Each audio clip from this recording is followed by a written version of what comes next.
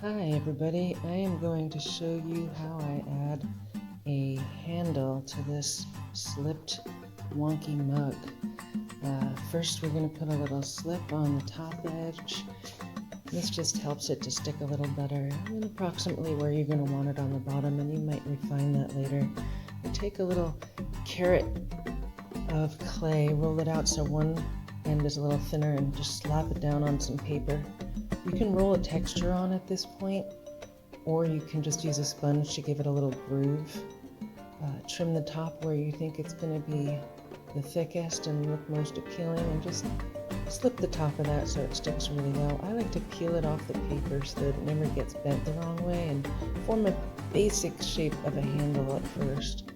Now you're going to just kind of wiggle it on there a little longer than you think you need to make sure it's really stuck on well, and form the approximate shape of where you want your handle to go and where you want your bottom to be, and then really pat it on there good so it can't come off later. Sometimes the memory of the clay makes it peel up a little bit.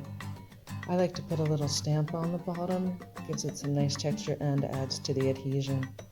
Alright, now I like to take a brush and just get rid of some of that slip that got squeezed out when we're attaching the handle really well. The brush is great to get into all the little cracks and crevices without your big finger kind of changing the shape of the handle, and it can actually smooth that handle on there a little bit better.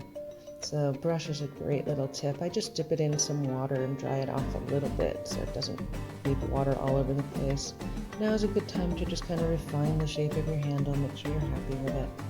And this handle is going to have a little thumb rest. I guess the difference between a thumb rest and a thumb stop is one helps you hold it and the other just gives the curve of your thumb. So I'm going with thumb rest for the name of this little guy. Alright, I'm going to attach it just right at the top so that your thumb curves right into that.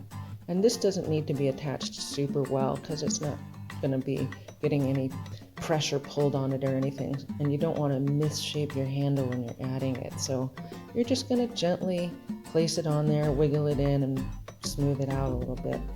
And now is a good time to look at your cup in all different lights.